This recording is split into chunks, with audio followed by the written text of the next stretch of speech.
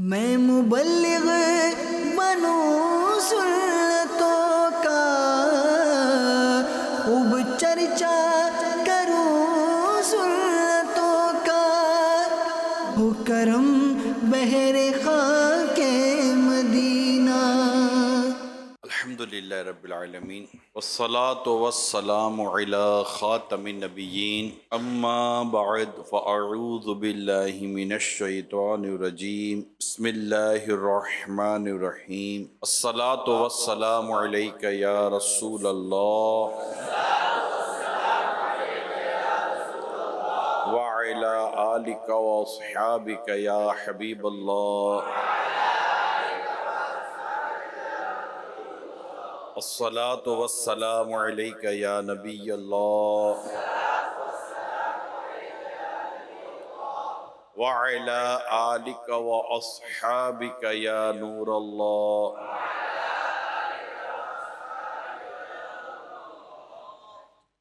اللہ پاک کے سب سے آخری نبی محمد عربی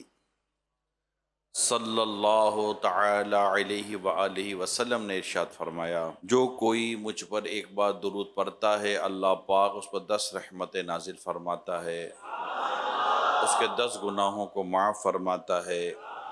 اور اس کے 10 درجات بلند فرماتا ہے۔ صلو علی الحبیب صلی اللہ تعالی علی محمد۔ ایک مرتبہ کسی بہت ہی پیارے صحابی ہیں حضرت سیدنا عمران رضی اللہ تعالی عنہ، ان سے ایک سوال پوچھا یا ایک مسئلہ تھا، وہ مسئلہ آپ کے ساتھ بیان کرتا ہوں۔ تو انہوں نے اس مسئلے کا جواب ارشاد فرما دیا۔ تو آپ سے ایک سوال ہوا، مسئلہ پوچھا گیا، شرعی مسئلہ تھا، اور آپ نے اس کا جواب ارشاد فرمایا۔ وہ شخص یہ جواب لے کر حضرت سیدنا ابو موسیٰ اشعری رضی اللہ تعالیٰ عنہ کے پاس پہنچا، اور وہاں جا کر اس نے کوشش کی کہ کوئی ایسا انداز اختیار ہو کہ حضرت ابو موسیٰ اشعری رضی اللہ تعالیٰ عنہ ان کے خلاف کوئی بات کریں۔ چنانچہ جب ان سے مسئلہ پوچھا گیا حضرت ابو موسیٰ اشعری رضی اللہ تعالیٰ عنہ سے، تو نہ صرف انہوں نے حضرت عمران رضی اللہ تعالیٰ عنہ کی تعریف کی، ان کی خوبیاں بیان کی، بلکہ آپ کے لیے دعا کی، الہی ہمارے اندر ابو نجید یہ حضرت عمران رضی اللہ تعالیٰ عنہ کی کنیت ہے، جس سے بہت سے آدمی پیدا فرما۔ پیارے صاحب، یہ ہمارے بزرگوں کا طریقہ تھا۔ ایک تو آپ خود بہت بڑے عالم تھے، فقہا صحابہ میں آپ کا شمار ہوتا ہے۔ حضرت عمران رضی اللہ تعالیٰ عنہ، آپ 7 سنہ ہجری میں ایمان لائے ہیں، اور صحیح قول کے مطابق آپ کے والد صاحب بھی مسلمان ہو گئے تھے۔ کئی غزوات میں شرکت کی۔ فتح مکہ کے موقع پر آپ اس شان سے مکہ کی حدود میں داخل ہوئے کہ آپ کے قبیلہ خزاع کا جھنڈا آپ کے ہاتھ میں تھا۔ حنین اور طائف کے معرکوں میں بھی آپ پیارے آقا صلی اللہ علیہ وسلم کے ساتھ ساتھ رہے۔ آپ نے اپنی رہائش تو اپنے قبیلے کے اندر رکھی تھی، لیکن سوالات پوچھنے کے لیے اور شرعی معلومات حاصل کرنے کے لیے، دین سیکھنے کے لیے آپ بارگاہ رسالت میں حاضر ہوتے، اور وہاں سوالات کیا کرتے تھے جس کے نبی رحمت صلی اللہ علیہ وسلم آپ کو جوابات ارشاد فرماتے۔ یوں علم حاصل کرنے کا، معلومات حاصل کرنے کا جو ایک ان کا سلسلہ تھا، وہ انہوں نے اس طرح باقی رکھا تھا۔ علم و فضل کے اعتبار سے حضرت سیدنا عمران رضی اللہ تعالیٰ عنہما کا شمار جو ایک بہت ہی فقہا صحابہ میں ہوتا تھا۔ فاروق اعظم رضی اللہ تعالیٰ عنہ نے آپ کو بصرہ والوں کو فقہی مسائل بیان کرنے کے لیے منتخب کیا، اور آپ کو بصرہ بھیجا۔ مدینہ پاک یا مکہ پاک کا جہاں کا بھی یہ واقعہ ہے، یہ صحابہ کرام علیہم رضوان کی زندگی میں آپ کو یہ چیزیں ملیں گی کہ انہیں مختلف ملکوں میں، آج بصرہ الگ ملک ہے، اس وقت کا جو بھی نقشہ تھا اس پہ ابھی ہم ڈیٹیل میں نہیں جاتے، لیکن کئی صحابہ کرام علیہم رضوان کی زندگی جو آپ پڑھیں گے یا پڑھتے ہوں گے، آپ کو ملے گی کہ انہیں رسول اکرم صلی اللہ علیہ وسلم نے، سیدنا صدیق اکبر رضی اللہ تعالیٰ عنہ نے، حضرت سیدنا عمر فاروق اعظم رضی اللہ تعالیٰ عنہ، دیگر خلفائے کرام، اور یہ سلسلہ جاری رہا کہ انہیں دوسرے شہروں بھیجا جاتا تھا، دوسرے ملکوں بھیجا جاتا، ان کی جیسی صلاحیتیں اور ان کی جیسی مطلب کہ وہ امپورٹنس ہوتی تھی، یا جو اس طرح کا معاملہ یا کام ہوا کرتا تھا تو انہیں بھیجا جاتا تھا اور وہاں جا کر وہ اس قوم کی اصلاح کیا کرتے تھے۔ اب چونکہ آپ فقہا صحابہ کرام علیہم رضوان میں ہیں، لہذا آپ کو شرعی و فقہی مسائل کا حل نکالنے کے لیے بھیجا گیا کہ وہاں جا کر آپ ان کی شرعی رہنمائی کریں گے۔ کسی کو قاضی بنا کر بھیجا جاتا تھا تو کہ حضرت مصعب بن عمیر رضی اللہ تعالیٰ عنہ کو تبلیغ کے لیے مبلغ بنا کر بھیجا گیا تھا۔ تو یوں مختلف صحابہ کرام علیہم رضوان سیکھتے بارگاہ رسالت سے تھے، مرکز ان کا وہیں تھا جو حقیقی مدنی مرکز آپ کہیں گے، مگر یہ سیکھتے تھے، حاصل کرتے تھے، اپنے سینوں میں بساتے تھے، یہ علم تھا۔ پھر وہاں سے جذبہ بھی ملتا تھا کہ ہم اسے پہنچائیں گے، تبلیغ کریں گے، نیکی کی دعوت دیں گے، اسلام کی دعوت دیں گے، دین و شریعت کی باتیں لوگوں تک پہنچائیں گے۔ پھر وہ جا کر دوسرے شہروں میں، دوسرے ملکوں میں وہاں قیام کرتے تھے، وہاں رہتے تھے۔ یہ ان کے گھر یا تو بعض اوقات یہ پوری فیملی کے ساتھ ہجرت کر جاتے تھے، یا فیملی کے ساتھ ہجرت کرنا بھی ضروری نہیں ہوتا تھا، تو وہ ان کا سفر جاری رہتا تھا۔ اور یہ سلسلہ آج تک جاری ہے، نیکی کی دعوت عام کرنے، تبلیغ دین کرنے، اسلام کی دعوت عام کرنے کا یہ سلسلہ اب تک جاری ہے، اور یہ سلسلہ نیچر ہے، اور یہ اللہ نے چاہا تو جاری رہے گا۔ ہم اس کا حصہ بنے یا نہ بن سکے یہ جدا بات ہے، لیکن دین پہنچانے کے لیے، دین پھیلانے کے لیے جو بنیادی چیزیں ہیں، ان بنیادی چیزوں میں یہ بات شامل ہے کہ علم دین حاصل کرنا۔ تو صحابہ کرام سفر کر کر آتے تھے، اور سفر کر کر اپنے شہروں سے نکل کر آیا کرتے تھے، اور علم کے احکام سیکھتے تھے، قرآن و حدیث کی باتیں سیکھتے تھے، اور اس سیکھنے کے بعد اپنے شہروں میں، اپنے گھروں میں، اپنے علاقے میں، اپنے قبیلے میں، اپنی قوموں میں وہ تشریف لے جاتے، اور وہاں جا کر دین کی دعوت دیتے، یا انہیں باقاعدہ کسی شہر یا کسی ملک میں ان کو ہجرت کی درخواست کی جاتی، یہ ہجرت کا کہا جاتا، تو وہ وہاں پر شفٹ ہو جایا کرتے تھے۔ ایسے کئی صحابہ کرام علیہم رضوان، دنیا بھر میں ان کے مزارات ہیں۔ آپ ملک شام میں جائیں تو آپ کو صحابہ کے مزارات ملتے ہیں، اور بھی کئی ممالک میں جائیں تو آپ کو صحابہ کا، ترکی میں جائیں تو وہاں صحابہ کرام کے آپ کو مزارات ملتے ہیں۔ تو صحابہ کرام علیہم رضوان کے مزارات یہ دنیا کے کئی ملکوں میں پائے جاتے ہیں، سطح ان کی ولادت مدینہ پاک میں ہی ہوئی ہو، ان کی ولادت مکہ مکرمہ میں ہی ہوئی ہو، یا کسی اور حجاز مقدس کے شہر میں ہوئی ہو، لیکن اس کے علاوہ ان کے مزارات آج دنیا کے کئی حصوں میں پائے جاتے ہیں۔ تو یہ سفر کر کے گئے، بعض تجارت کے طور پر چلے گئے، بعض تجارت کے طور پر چلے گئے، اس کے بعد کے لوگ تجارت کے طور پر چلے گئے، مگر جو تبلیغ دین کا حصہ تھا، نیکی کی دعوت کا حصہ تھا، اس میں یہ پہلو جو آج میں آپ کے پیش نظر رکھ رہا ہوں وہ یہ ہے کہ سفر کر کر آنا، سیکھنا، سمجھنا، سینے میں محفوظ کرنا، اس کے بعد سفر کر کے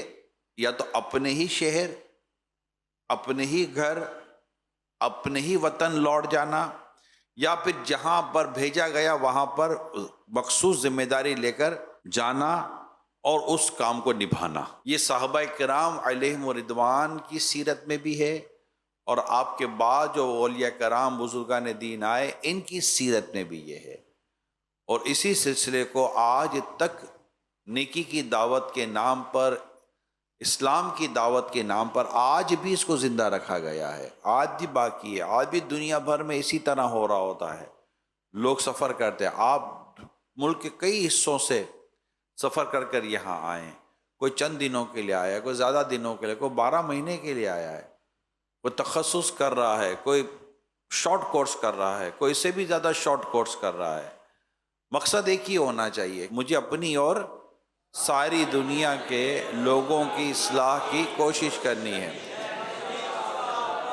یہ نعرہ آج ہمارا ہے، لیکن اس کے مطابق عمل تو صدیوں سے ہو رہا ہے، اور ہم اگر اس مقصد کا حصہ بنتے ہیں تو یہ بننا ہماری خوش قسمتی ہے کہ ہمیں اللہ پاک نے اس مقصد کا حصہ بنایا، ہم آئے، اب ہم سیکھ رہے ہیں، اور سیکھ کر ابھی ہم نے دنیا میں جا کر یہ میسج پہنچانا ہے۔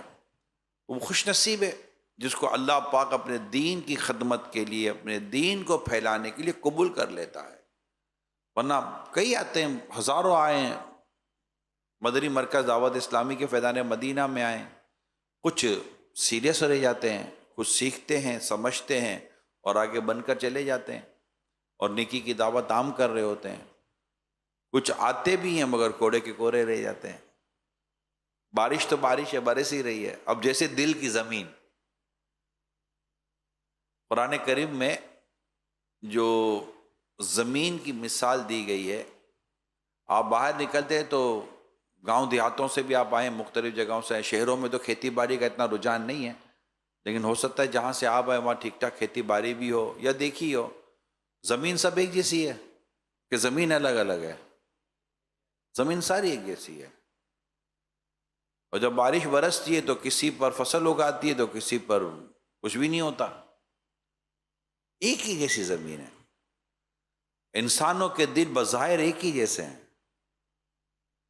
اس پر علم کی یا کسی بھی طرح کی بارش برستی ہے تو ہر دل اس سے کوئی عمل کی فصل نہیں اگا لیتا، اور سب کے دل جدا جدا ہیں ایک ہی جیسے، انسان ایک ہی جیسے، ہم سب ایک ہی جیسے انسان ہیں، دو کان ہیں، ایک ناک ہے، دو آنکھیں ہیں، سب کے چہرے، سب کے دو ہاتھ ہیں، دو پاؤں ہیں، ہم سب ایک ہی جیسے ہیں۔ لیکن جب ہم بھی کہیں، جیسے آپ اتنے سارے سینکڑوں اسلامی بھائی ایک کورس کے اندر ہیں، کوئی کس کورس میں، کوئی کس، سیکھ تو کورس ہی رہے ہیں، علم دین ہی سیکھ رہے ہیں، لیکن آپ دیکھ لیجئے گا بعض سیریس ہوں گے، بعضوں کو سنجیدہ ہونا نصیب ہی نہیں ہوگا، بعض وقت پاس کر رہے ہوں گے، بعض کچھ اور کر رہے ہوں گے، بعض کے بارے میں یہ ہوگا یار تم آئے کیوں ہو، ہمیں ہی نہیں پتہ ہم کیوں آئے ہیں، کسی نے بھیجا تھا تو آ گئے۔ تو یہ الگ الگ، یہ بڑے کرم کے فیصلے، یہ بڑے نصیب کی بات ہے، اپنے اپنے نصیب کی بات ہے کہ کوئی آیا پا کے چلا گیا، کوئی عمر بھر بھی نہ پا سکا۔ میرے مولا تجھ سے گلا نہیں، یہ تو اپنا اپنا نصیب ہے۔ اصل تو وہ سنجیدگی ہے، وہ قرن ہے، وہ درد ہے، وہ احساس ہے جو اللہ پاک کی توفیق سے ہمیں نصیب ہو، اور ہم علم سیکھیں، معلومات حاصل کریں، قرآن کا علم سیکھیں۔ ماشاءاللہ آپ کے یہاں قرآن درست کروایا جاتا ہوگا، قرأت و تجوید کے ساتھ قرآن پڑھایا جاتا، سب سے پہلے یہی چیز ہوتی ہے کہ بندہ اپنا قرآن درست کر لے، اپنی نماز درست کر لے، اپنی عبادت درست کر لے، اپنے فرائض درست کر لے، یہ سب سے بنیادی چیز ہے۔ جو بھی آپ یہاں آئے ہیں، چاہے آپ تخصص فی دعویٰ سے آپ کا تعلق ہے یا آپ کسی اور کورسز کے اسلامی بھائی ہیں، سب سے پہلے آپ یہ ذہن رکھیں، بھلے آپ کو کتنے ہی سال ہو گئے علم دین حاصل کرتے کرتے، مگر سب سے پہلے آپ یہ ذہن رکھیں کہ میری قراءت، میری عبادت، یہ میری درست ہونی چاہیے، میرے فرائض اور میرے واجبات پورے ہیں یا نہیں ہیں، یہ دیکھیں۔ ایسا نہ ہو کہ کسی اور کی اصلاح کے نام پر ہم اپنی اصلاح کو بھول جائیں، اور یہ میرے اور آپ کا سمجھ لینا کہ مجھے آتا ہے یہ کافی نہیں۔ اس لیے سند کبھی اپنے ہاتھ میں نہیں ہوتی، سند استاد کے ہاتھ میں ہوتی ہے کہ یہ پاس ہوگا کہ فیل ہو گیا ہے، اس کو آتا ہے کہ نہیں آتا۔ تو فیصلہ تو کوئی اور کرے گا نا، آپ اور میں فیصلہ نہیں کریں گے، فیصلہ وہ کرے گا جس سے ہم نے سیکھا ہے، یا آیا آپ نے سیکھا ہے یا نہیں سیکھا، آپ کو آتا ہے یا نہیں آتا، یہ فیصلہ ہمارا استاد کرے گا، ہم فیصلہ نہیں کر سکتے۔ تو اس کے لیے ضروری ہے کہ کسی ایسے استاد کی سرپرستی ہو جو میرے فرائض، میری واجبات، میری عبادات اور میرے تمام معاملات کو، جس سے میں سیکھتا ہوں، اور پھر وہ مجھے فرمائیں گے کہ ہاں تمہیں اب آتا ہے یا تم یہ کر سکتے ہو، تمہیں اس کی اجازت ہے، پھر ہمیں آگے بڑھنا چاہیے۔ تو سب سے پہلے اپنی عبادت کو، اپنی نیکیوں، جو فرض اور واجبات کے کام ہیں، جو یہ فرائض ہیں، لازم ہے ہمارے لیے، اس کو ضرور سیکھ لیں کہ بھائی یہ پہلے میرا اپنا تو معاملہ صحیح کریں، پتہ چلے کہ مجھے کچھ نہیں آ رہا، ساری دنیا کو تبلیغ کر رہا ہوں لیکن میں ہی کوڑے کا کوڑا رہ گیا، مجھے سن کر لوگ کہاں کے کہاں نکل گئے، میں وہیں کے وہیں کھڑا ہوں۔ شہرت ہو جاتی ہے بعض اوقات بندے کی، یہ بتا دو، شہرت ہو جاتی ہے، 4 آدمی جاننا شروع ہو جاتے ہیں، لیکن بیچارے کو وہ باتیں جو اس کو آنی چاہیے تھی نہیں آتی، بلکہ بسا اوقات وہ اپنی زندگی کے ایک حصے میں پہنچ کر بھی فاجر ہی رہتا ہے، گناہ گار رہتا ہے، کیونکہ اس کو فرض علوم نہیں آتے۔ جب اسے فرض علوم نہیں آئیں گے، جو اس کی ضرورت کے فرض ہیں، اس کو آنا تھا، اس کو فرض عین تھے، نہیں سیکھ رہا، یا اس کو نہیں آ رہے تو وہ اپنا جائزہ خود ہی لے لے کہ وہ کہاں اسٹینڈ کر رہا ہے، کہاں کھڑا ہوا ہے. لہٰذا سب بالکل سنجیدگی کے ساتھ سیریسلی اس پہلو کو سامنے رکھیں، اور ہمیں سب سے پہلے اپنی عبادت کو درست کرنا ہے. جو نماز ہیں، یعنی امیر سے کتاب ہے نماز کا طریقہ، وہ زکوٰۃ فرض ہے تو وہ، حج فرض ہے تو وہ، جب روزہ فرض ہوا تو وہ،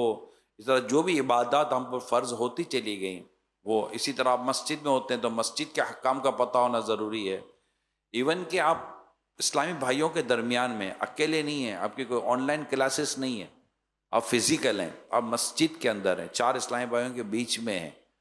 تو آپس میں کیسے رہنا ہے یہ، کیونکہ آپ نے نیکی کی دعوت دینی ہے نا. نیکی کی دعوت آپ جا کر درخت کے سامنے تو نہیں دیں گے، پتوں کو تو سامنے رکھ کر نیکی کی دعوت نہیں دیں گے، پتھروں کو سامنے رکھ کر تو نہیں دیں گے اے پہاڑوں گواہ ہو جاؤ میں تمہیں نیکی کی دعوت دینے کے لیے آیا ہوں. یہ تو میرا خیال ہے آپ شاید کرنے نہیں جا رہے. آپ انسانوں میں رہیں گے،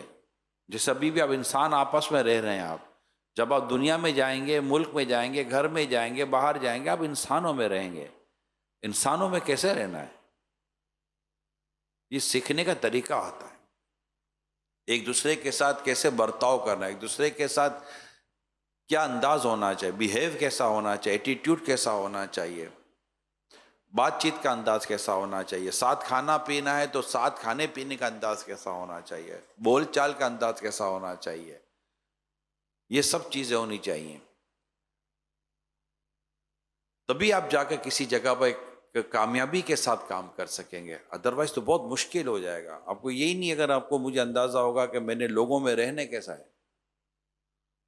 بات چیت کیسے کرنی ہے، اگر میرے سامنے کو بڑے بیٹھے ہوئے ہیں تو ان کے سامنے میرا انداز کیا ہونا چاہیے، میرے سامنے اگر میرے ہم عمر بیٹھے تو ان کا انداز کیا ہونا چاہیے، اگر میں بچوں میں بیٹھا ہوں تو میرا انداز کیا ہونا چاہیے. نوٹ تو سب مجھے ہی کریں گے نا، مجھے میرا انداز کیا ہونا چاہیے. تو یہ سب چیزیں سیکھنے کی اللہ پاک نے چاہا تو کورس میں کئی چیزیں ہیں، اخلاق، کردار، مینرز، علم، عمل، عبادات، یہ سارے ٹاپکس ہیں جو سیکھنے ہیں ہمیں. حضرت سیدنا عمران رضی اللہ تعالی عنہ وہ پیارے صحابی ہیں کہ مشہور تابعی بزرگ حضرت حسن بصری علیہ رحمہ فرماتے ہیں کہ بصرہ میں ہمارے پاس آنے والوں میں سب سے بہتر عالم و فاضل شخصیت حضرت عمران رضی اللہ تعالیٰ عنہ کی تھی. آپ کو علم سکھانے کا اور نیکی کی دعوت عام کرنے کا اس قدر جذبہ تھا کہ کہتے ہیں کہ آپ کے سر اور داڑھی کے بال سفید ہو گئے تھے، مگر علم دین سکھانے اور علم دین کو عروج دینے اور اشاعت اس دین جس کو کہتے ہیں کہ علم دین کا پھیلانا، اس میں آپ کو اتنا جذبہ تھا، سر اور داڑھی کے بال سفید ہو جانے کے باوجود آپ ستون سے ٹیک لگا کر جو آپ کے ارد گرد علم کے طلبگار بیٹھے ہوتے تھے انہیں نبی پاک صلی اللہ علیہ وآلہ وسلم کی حدیثیں بیان کیا کرتے تھے اور علم دین ان تک پہنچایا کرتے تھے. ان کی کیفیت اتنی پیاری تھی. ایک مرتبہ آپ نے حدیث بیان کی تو کسی نے کہا کہ ہمیں کتاب اللہ سے کچھ بیان کریں. پھر آپ نے بتایا کہ کیا تمہارے نزدیک، اب یہ پوری واقعے کا خلاصہ ہے، کیا تمہارے نزدیک حدیث کی اہمیت نہیں ہے؟ اگر میں تمہارے سامنے حدیث بیان کرتا ہوں تو کتاب اللہ میں اگر نماز کا ذکر ہے تو نمازوں کی تعداد کا ذکر تو تم کو حدیث میں ملے گا. کتاب اللہ میں زکوٰۃ کا ذکر ہے تو زکوٰۃ کتنی ادا کرنی ہے، کس طرح ادا کرنی ہے، اس کی تفصیل تو تمہیں حدیث میں ملے گی. تو قرآن کی جو تفسیر ہے وہ تو محبوب پاک کی حدیث ہے. اسی طرح ایک دفعہ آپ حدیث بیان کر رہے تھے تو حدیث بیان کرتے کرتے کسی نے کسی اور کتاب میں کہا کہ فلاں کتاب میں یوں لکھا ہوا ہے، تو آپ نے فرمایا کہ میں تمہیں اللہ کے حبیب کا فرمان سنا رہا ہوں، تم مجھے کسی اور کتاب کا حوالہ دے رہے ہو. تو یوں پتہ چلا کہ حضرت سیدنا عمران رضی اللہ تعالیٰ عنہما کو حدیث و مصطفیٰ کریم صلی اللہ علیہ وسلم کے ارشادات کے ساتھ ایک خاص لگاؤ تھا اور اس کو بڑے پیارے انداز سے سمجھتے تھے اور پیارے انداز سے پہنچایا کرتے تھے. اللہ پاک ہمیں بھی علم اور عمل کا پیکر بنائے اور علم دین سے محبت عطا فرمائے اور اللہ پاک ہمیں صبر و شکر والا بنائے. حضرت سیدنا عمران رضی اللہ تعالی عنہما بڑے صابر و شاکر تھے. 30 سال کے طویل عرصے تک پیٹ کی بیماری میں مبتلا رہے. اس بیماری میں آپ نہ تو کھڑے ہوتے تھے نہ بیٹھتے، بس پیٹ کے بل لیٹے رہتے. مگر صبر کے اور شکر کے ساتھ زندگی آپ گزارتے تھے۔ تکلیفیں بھی، اللہ کے نیک بندوں کو تکلیفیں نہیں آتی ایسا نہیں ہے، تکالیف تو اللہ کے نیک بندوں پر آتی ہیں جو ان کے درجے بلند کرتی ہیں، ان کے مقام و مرتبے کو اور بلند کرتی ہیں۔ آپ کا مقام اتنا بڑا تھا کہ آپ فرماتے ہیں کہ فرشتے مجھے سلام کیا کرتے تھے، انہیں فرشتے سلام کرتے تھے۔ تو کسی نے کہا کہ آپ جب فرشتوں کا جو سلام سنتے ہیں تو آپ کو آواز فرشتوں کے اپنی پاؤں کی طرف سے آتی ہے کہ سر کی طرف سے آتی ہے؟ تو آپ نے فرمایا مجھے آواز سر کی طرف سے آتی ہے۔ یعنی جن کو فرشتے سلام کرتے ہوں، 130 روایات ہیں آپ کی کتب احادیث میں جو آپ سے مروی ہیں، تو آپ کو اللہ پاک نے بڑا علم اور مقام عطا فرمایا، آپ کو بڑا جذبہ عطا کیا، آپ نے اپنی زندگی میں بہت نیکی کی دعوت کو عام کیا، رسول اکرم صلی اللہ تعالیٰ علیہ وسلم کی حدیثیں آپ نے سرکار صلی اللہ علیہ وسلم کی امت تک پہنچائیں، سفر کیا، ایک شہر سے دوسرے شہر گئے اور اللہ کے دین کو پھیلایا، اللہ کے دین کو عام کیا، اور آپ کو مقام اتنا بڑا اللہ نے نصیب کیا کہ فرشتے آپ کو سلام کرتے تھے،